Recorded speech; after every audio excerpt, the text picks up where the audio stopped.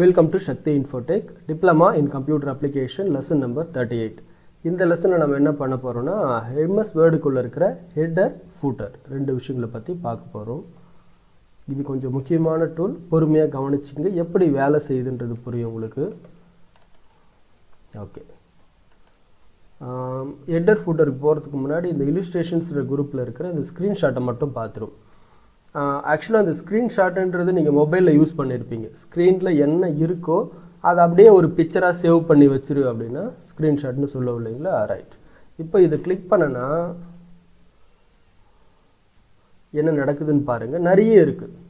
அப்போ இதெல்லாமே என்னென்னா என்னோடய கம்ப்யூட்டரில் நான் ஓப்பன் பண்ணி வச்சுருக்கிற நிறைய ஃபோல்டர்ஸோ அப்ளிகேஷன்ஸோ ஏதோ சம்திங் மாதிரி ஓப்பன் ஆகுது இல்லைங்களா. இதில் நான் என்ன பண்ண போகிறேன்னா ஸ்க்ரீன்ஷாட் எடுன்னு சொல்கிறேன். எதனா இங்கே இருக்கிற இது பவர் பாயிண்ட் ப்ரெசன்டேஷன் நான் ஆல்ரெடி ஓப்பன் பண்ண இல்லைங்களா. எனக்கு அதுவே இங்கே வேணும் அப்படின்னா ஜஸ்ட் கிளிக் பண்ணால் போதும். அந்த இடத்துல இருக்கிற அது எல்லாமே என்ன ஆகும், ஒரு பிக்சராக மாறி எனக்கு டெஸ்க்டாப்பில் இங்கே வந்துடும். டெஸ்க்டாப்புன்றதை விட வேர்டுக்குள்ளே வந்துடும். நான் என்ன பண்ணலாம், இப்போ இதை அப்படியே யூஸ் பண்ணுறதுனாலும் பண்ணிக்கலாம். சரிங்களா, அது ரொம்ப சின்ன டூல் தான், பட் ரொம்ப தேவைப்படக்கூடிய டூல். ஏன்னா உங்களோட ஃப்ரெண்ட்ஸ் ஏதாச்சும் ஒன்று அனுப்புகிறாங்க டீட்டெயில், டக்கு நீங்கள் ஒரு ஸ்க்ரீன்ஷாட் எடுக்கணும். அதே மாதிரி ஒரு மூவி ஒன்று பார்த்துட்ருக்கீங்க, அந்த மூவிக்குள்ளே சம் டீட்டெயில்ஸ் இருக்குது, அதை நீங்கள் டக்குன்னு ஒரு ஸ்க்ரீன்ஷாட் எடுக்கணும் அப்படின்னா நம்ம என்ன பண்ண தேவையில்லை, அதுக்குன்னு தனியாக ஒரு அப்ளிகேஷனை போட்டோ இல்லைனா ஃபோன் மூலமாக ஃபோட்டோ எடுக்கணுன்ற கட்டாயம் கூட கிடையாது. ஜஸ்ட் இதுக்குள்ளே போயிட்டு ஸ்க்ரீன்ஷாட்ன்றதை கிளிக் பண்ணோம்னா ஆட்டோமேட்டிக்காக அது என்ன ஆகும்னா உள்ளே வந்துடும். இதுக்கப்புறம் இது நீங்கள் கிராப் பண்ணுறது அந்த மாதிரி வேலையை கூட செஞ்சுக்கலாம். ஃபார் எக்ஸாம்பிள் கிராப் போயிட்டு எனக்கு இது வரைக்கும் தான் வேணும் அப்படின்னா கூட கரெக்டாக இது வரைக்கும் மார்க் பண்ணி விட்டோம்னா நம்மளோட பேஜுக்குள்ளே அது ஆட் ஆகிடும். அதுக்கப்புறம் நீங்கள் அதை நீங்கள் சைஸ் பெருசு பண்ணுறதோ மற்ற வேலைகள் செஞ்சுக்கலாம். இவ்வளோ தாங்க அது ஸ்க்ரீன்ஷாட்னா. மொபைலுக்குள்ளே ஸ்க்ரீன்ஷாட்னா என்னன்னு தெரிஞ்சவங்களுக்கு இதுக்கு மேலே சொல்லணுன்ற கட்டாயம் கிடையாது. ரைட், ஆடின்ஸு லிங்க்ஸ் இதில் நம்ம அப்புறம் பார்க்கலாம். ஏன்னா ஒரு சில விஷயங்கள்லாம் பார்த்தீங்க அப்படின்னா இந்த ஹைப்பர் லிங்க் ஆட் பண்ணுற மாதிரி இருக்கும்.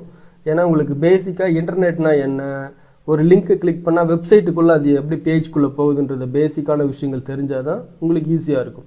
அதே மாதிரி இந்த புக் மார்க் கூட பார்த்தீங்க அப்படின்னா ஒரு சிலர்லாம் வந்து ஒரு குறிப்பிட்ட வெப்சைட்டோட பேரை புக் மார்க்காக சேவ் பண்ணி வச்சுருப்பாங்க. ஃபார் எக்ஸாம்பிள் கவர்மெண்ட்டோட வெப்சைட்டு அப்படின்னா ஜஸ்ட் .org.in அப்படின்ற மாதிரி இருக்கும். அந்த கிளிக் பண்ண உடனே அது ஓப்பன் ஆகும். ஓகேங்களா, வெப்சைட்டுக்கான அந்த விஷயங்கள்லாம் சிலது இருக்கும், அது இப்போதைக்கு வேண்டாம். காமெண்ட் சம்மந்தப்பட்ட விஷயங்களும் வேண்டாம். இப்போ ஹெட்டர் ஃபூட்டர் மூணு விஷயம் இருக்குது. ஹெட்டர் ஒன்று, ஃபூட்டர் ஒன்று, பேஜ் நம்பர். ரைட், கொஞ்சம் ஜூம் பண்ணி காமிக்கிறேன், கவனிங்க, உங்களுக்கு கிளியராக புரிஞ்சிடும்.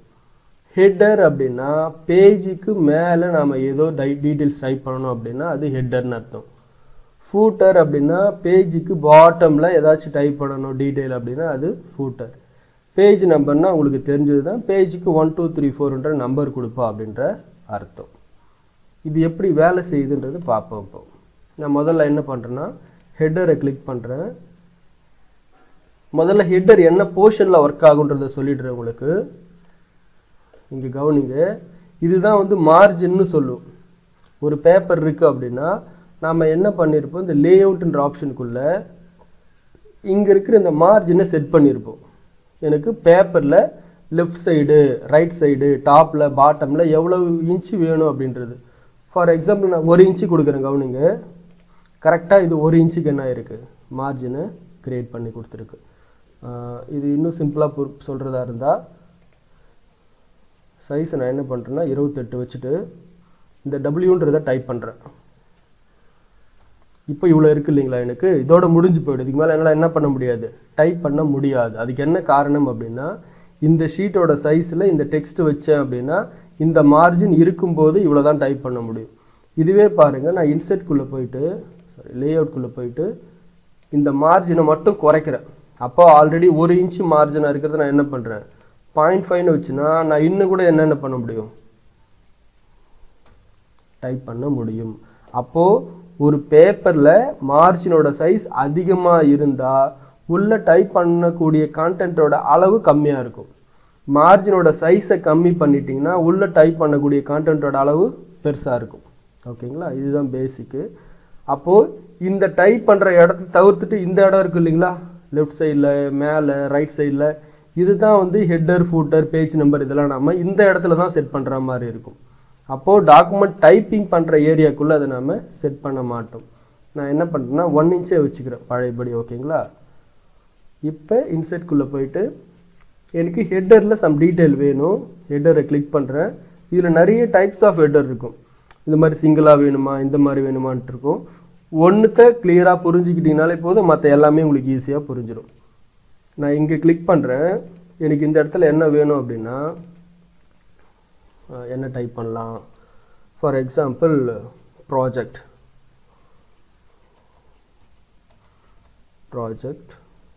ஃபார் ABCD அப்படின்னு நான் டைப் பண்ணியிருக்கேன். அப்போ இந்த ப்ராஜெக்ட் டைட்டில் எனக்கு என்ன வரணும்னா ABCDன்ற மாதிரி. இப்போ நான் உள்ளே கிளிக் பண்ணால் இந்த ஹெட்டரில் என்ன ஆகும், எனக்கு சம்திங் டேட்டா டைப் ஆகிடும். நான் என்டர் கொடுத்து கீழே வரேன். நான் எத்தனை பேஜை க்ரியேட் பண்ணாலும் அத்தனை பேஜுக்குமான ஹெட்டரில் என்ன இருக்கும், சேம் அதே விஷயங்கள் கண்டினியூ ஆகிட்டே இருக்கும். இதுதான் என்ன சொல்லுவோம்னா ஹெட்டர்.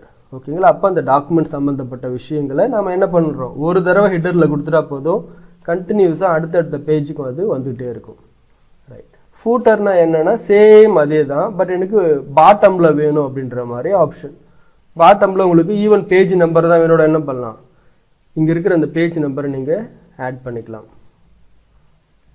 சில இடத்துல பார்த்தீங்கன்னா இந்த மாதிரி கொடுத்துருப்பாங்க, ஏதோ சம்திங் போட்டு பேருங்க ஆட் பண்ணி வச்சுருப்பாங்க. அது எல்லா பேஜ்லேயுமே கண்டினியூஸாக வந்துகிட்டே இருக்கும். அப்போ இதெல்லாமே எதில் இருக்கும் அப்படின்னா ஃபூட்டர். அப்போது ஹெட்டரும் ஃபூட்டரும் ஒரு டாக்குமெண்ட்டில் ஒரு தடவை தான் கொடுப்போம், அதுவே அடுத்தடுத்த பேஜுக்கு கண்டினியூ ஆகிட்டே இருக்கும்.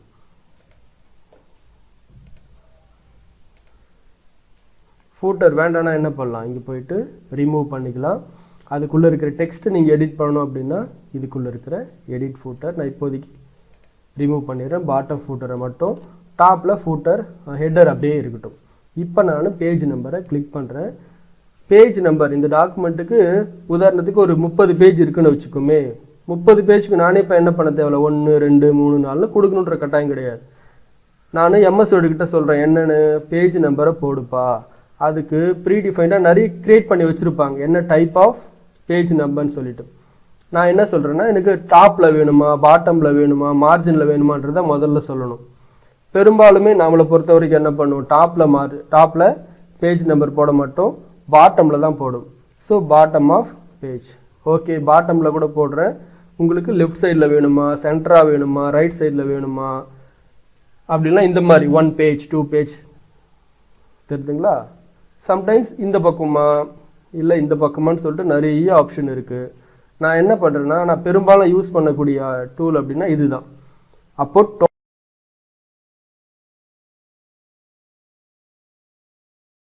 டோட்டலாக எத்தனை பேஜ் இருக்குது, இப்போ நான் எந்த பேஜை பார்த்துட்ருக்கேன் அப்படின்ற ஆப்ஷன். இதுதான் ரொம்ப பெட்டராக இருக்கும் டாக்குமெண்ட்டை பொறுத்த வரைக்கும். கொடுத்துட்டேன்னா என்ன ஆகும், பேஜ் 1 of 4 1 of 2 of 4 அப்படின்றது. அப்போ நான் எக்ஸ்ட்ராவாக நான் ஒரு க்ரியேட் பண்ணுறேன் பாருங்கள். இப்போதைக்கு என்கிட்ட 4 பேஜ் தான் இருக்குது, 4 பேஜ் தான் இருக்குதுன்னு வச்சுக்கோமே. அது என்ன காமிக்குது, கீழே எனக்கு பேஜ் 4 of 4 அப்படின்றத காமிக்குது. இப்போ நான் நிறைய க்ரியேட் பண்ணுறேன். ஜஸ்ட் என்டர் கொடுக்க கொஞ்சம் ஜூம் அவுட் பண்ணி காமிக்கிறேன். அப்போ இங்கே இருக்கிறேன், நான் என்டர் கொடுத்தா என்ன ஆகும், அடுத்த பேஜுக்கு அந்த கர்சர் மூவ் ஆகும்போது ஆட்டோமேட்டிக்காக ஒரு புதுசாக ஒரு பேஜ் நமக்கு க்ரியேட் ஆகும். இப்போ கவனிங்க, டோட்டல் எத்தனை பேஜ் இருக்குது, டோட்டலாக 19 பேஜ் இருக்குது. நான் 15வது பேஜ் காமிச்சிருக்குன்ற இந்த பாரில் பார்க்குறோம். அதே மாதிரி பேஜ் என்னாச்சு உள்ளேயும், பேஜ் 18 of 19 17 of 19 அப்படின்ற மாதிரி. அப்போ டோட்டல் நம்பர் ஆஃப் பேஜ் எத்தனை, இந்த மாதிரி நீங்கள் சேஞ்ச் பண்ணிக்கலாம். ஈவன் நீங்கள் மாடிஃபை பண்ணுறதுனா கூட என்ன பண்ணலாம், இதுக்குள்ளே போயிட்டு திரும்பவும் சேஞ்ச் பண்ணிக்கலாம். ஃபார்மேட் பேஜ் நம்பர், அதுக்குள்ளே இருக்கிற பேஜ் நம்பரை ஃபார்மேட் பண்ணுறதுக்கான ஆப்ஷன். என்ன மாதிரி வேணும், ABCD வேணுமா, கமா வேணுமா, இந்த மாதிரி வேணுமா, இல்லை ஸ்டார்டட்னு ஒன்று இருக்குது, எனக்கு 5லேருந்து ஸ்டார்ட் ஆகணும் அப்படின்னா நீங்கள் என்ன பண்ணலாம், 5 அப்படின்றது. ஏன்னா மேபி நம்ம என்ன பண்ணுவோம், அந்த ஃப்ரண்ட் பேஜு, அந்த கவர் பேஜ், டைட்டில் பேஜ் இதெல்லாம் வைக்க போகிறேன், அதனால் இந்த டாக்குமெண்ட் எனக்கு 5வது நம்பர்லேருந்து ஸ்டார்ட் பண்ணால் ஏன்னா ஆட்டோமேட்டிக்காக அது 5ன்ற நம்பர்லேருந்து ஸ்டார்ட் ஆகிடும். இங்கே கவனிங்க. ஸோ ஃபஸ்ட்டு பேஜுக்கு என்ன ஆகுது, ஃபஸ்ட்டு பேஜுக்கு 5ன்ற நம்பர் கவனித்து பார்த்தீங்களா? இதுதான் வந்து பேசிக்காக இருக்கக்கூடிய விஷயங்கள். ரைட், ஒரு தடவை ரிவிஷன் மட்டும் கொடுத்துட்றேன், கவனிச்சுங்க. முதல்ல இருக்கிற ஹெட்டர், பேஜோட ஹெட்டர் நல்லா ஞாபகம் வச்சுக்கணும். இந்த ஹெட்டர் அப்படின்றது டாக்குமெண்ட் டைப்பிங் ஏரியாக்குள்ளே வேலை செய்யாது. நாம் மார்ஜின்காக விட்டுருக்கிற அந்த ஸ்பேஸில் தான் இதுக்குள்ளே கொடுக்குற கான்டென்ட் எல்லாமே டைப் ஆகும். ஹெட்டரில் ஏதாச்சும் நீங்கள் ஆட் பண்ணுறதா இருந்தால் ஹெட்டரை கிளிக் பண்ணுங்கள். அப்போது என்ன டைப் வேணுன்றதை கொடுத்துட்டு உங்களுக்குள்ளே இருக்கிற டீட்டெயிலை நீங்கள் என்ன பண்ணலாம், ஒரு தடவை எடிட் பண்ணாலே நீங்கள் 1000 பேஜ் க்ரியேட் பண்ணாலுமே கூட அதுக்கு காமனாக வந்துகிட்டே இருக்கும். அதே மாதிரி ஃபூட்டரில் என்னென்ன டீட்டெயில்ஸ் கொடுக்குறதா இருந்தால் இது நீங்கள் யூஸ் பண்ணிக்கலாம். பேஜ் நம்பர் வேணும் அப்படின்னா பேஜ் நம்பர் கிளிக் பண்ணுங்கள். என்ன மாதிரியான பேஜ் நம்பர் எந்த இடத்துல என்ன டைப்புன்றதை கொடுத்தீங்கன்னா அது ஆட்டோமேட்டிக்காக என்ன பண்ணும், க்ரியேட் ஆகிடும். ஈவன் நீங்கள் ஒரு 10 பேஜ் க்ரியேட் பண்ணியிருக்கீங்கன்னா 10 நம்பர் வரைக்கும் காமிக்கும். நீங்கள் ஒவ்வொரு தடவை புது பேஜ் க்ரியேட் பண்ண ஆட்டோமேட்டிக்காக அதுவே பேஜ் நம்பர்ஸை இன்க்ரீஸ் பண்ணிக்கிட்டே போயிடும். ஒவ்வொரு தடவை நம்ம போயிட்டு பேஜ் நம்பரை கொடுக்கணும் அப்படின்ற கட்டாயம் கிடையாது. இப்போ நீங்கள் பண்ண வேண்டியது என்னென்னா, எம்எஸ் வேர்டை ஓப்பன் பண்ணிவிட்டு ஹெட்டர் எப்படி வேலை செய்யுது, ஃபூட்டர் எப்படி வேலை செய்யுது, நிறைய நம்பர் ஆஃப் பேஜஸை க்ரியேட் பண்ணிவிட்டு பேஜ் நம்பரை கொடுத்து பாருங்கள். எல்லா நம்பர்ஸும் கொடுத்து பாருங்கள், அது எப்படியெல்லாம் டிஸ்பிளேயில் உங்களுக்கு தெரியுதுன்றதை கவனிங்க. இதை மட்டும் செஞ்சுட்டு வாங்க. நம்ம அடுத்த லெசனில் பக்கத்தில் இருக்கிற இந்த டெக்ஸ்ட்ன்ற இந்த குரூப்பை பற்றி பார்க்கலாம். தேங்க்யூ.